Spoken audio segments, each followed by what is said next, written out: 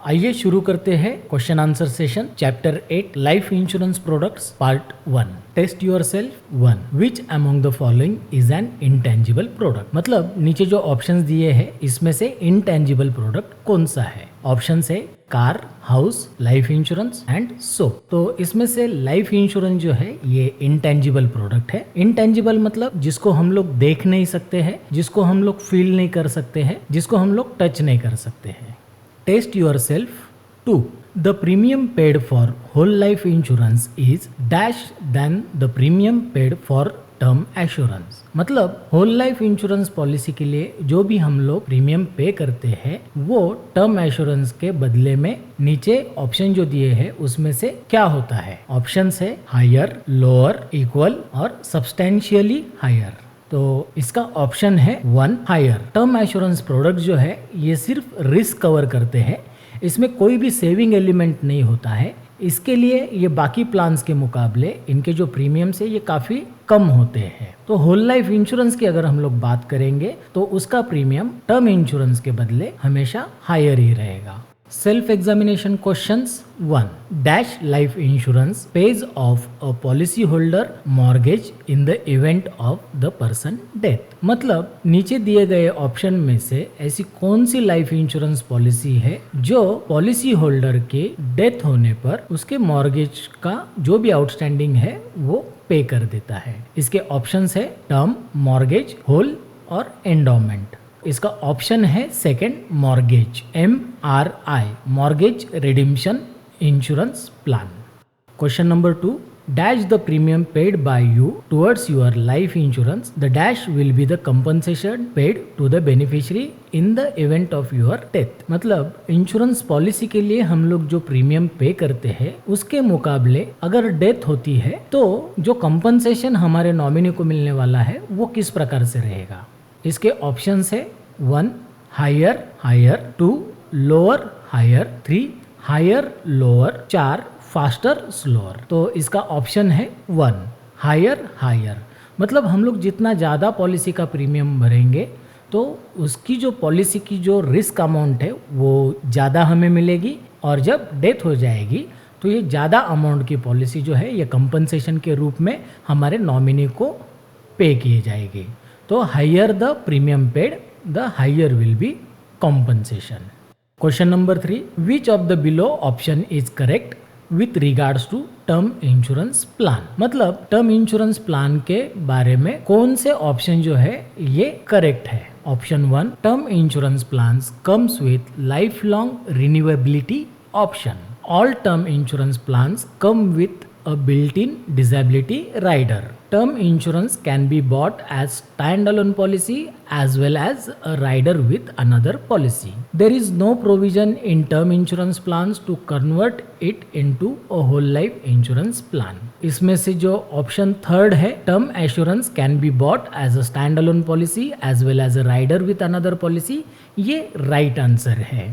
Term insurance plan जो है ये मोस्टली 65 to 70 के आसपास इसका जो कवर है वो बंद हो जाता है। मैक्सिमम इसका जो रिन्यूअल एज है वो 80 तक देखा जाता है। 80 के बाद ये पॉलिसी जो है ये बंद हो जाती है, उसके बाद में इसका जो कवर है वो स्टॉप हो जाता है। All term insurance plans come with a built in disability rider. Rider जो है ये एक एडिशनल बेनिफिट्स होते हैं जो कि ऑप्शनल होते हैं, पॉलिसी के साथ लेना है नहीं लेना है तो वो बिल्ट इन नहीं होता है। There is no provision in a term insurance plans to convert it into a whole life insurance plan. तो कुछ कन्वर्टेबल प्लान्स होते हैं जिसमें टर्म इंश्योरेंस जो है ये होल लाइफ प्लान में कन्वर्ट किया जा सकता है। तो जो ऊपर के जो 3 स्टेटमेंट्स है वो रॉन्ग है और ऑप्शन 3 जो है ये इसका राइट आंसर है।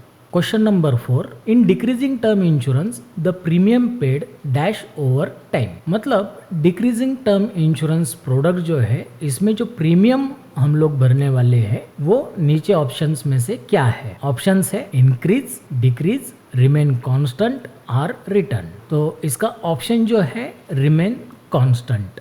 मतलब जो भी प्रीमियम एक बार पॉलिसी में डिसाइड होता है तो वो जब तक पॉलिसी टर्म खत्म नहीं होती है तब तक सेम रहता है। अब डिक्रीजिंग है तो इसका मतलब ये नहीं होगा कि हर साल पॉलिसी का जो प्रीमियम है वो कम होते जाएगा। वैसे ही इंक्रीजिंग टर्म प्लान में वो इंक्रीज होते जाएगा, ऐसा नहीं होता है। जो भी प्रीमियम पॉलिसी लेते वक्त फिक्स हो जाता है वही पॉलिसी खत्म होने तक कांस्टेंट रहता है।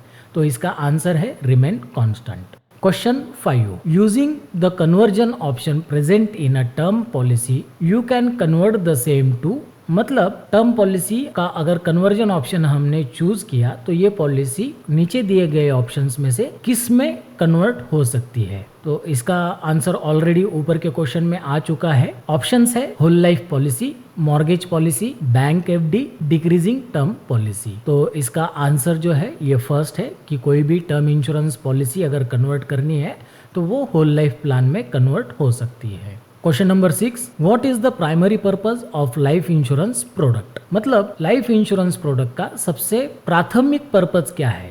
ऑप्शंस है tax rebates, safe investment Avenue, protection against the loss of economic value of an individual productive abilities, wealth accumulation. तो लाइफ इंश्योरेंस जो है ये कंटिजेंसी प्रोडक्ट है, मतलब फ्यूचर में जो भी हमारे साथ अनफॉर्चुनेट इवेंट्स अगर होते हैं तो उसके लिए जो भी फाइनेंशियल लॉस हम फेस करेंगे उसको कंपनसेट करने के लिए ये प्रोडक्ट जो है ये लिया जाता है। तो उस हिसाब से इसका आंसर जो है ये थर्ड है, protection against the loss of economic value of an individual's productive ability.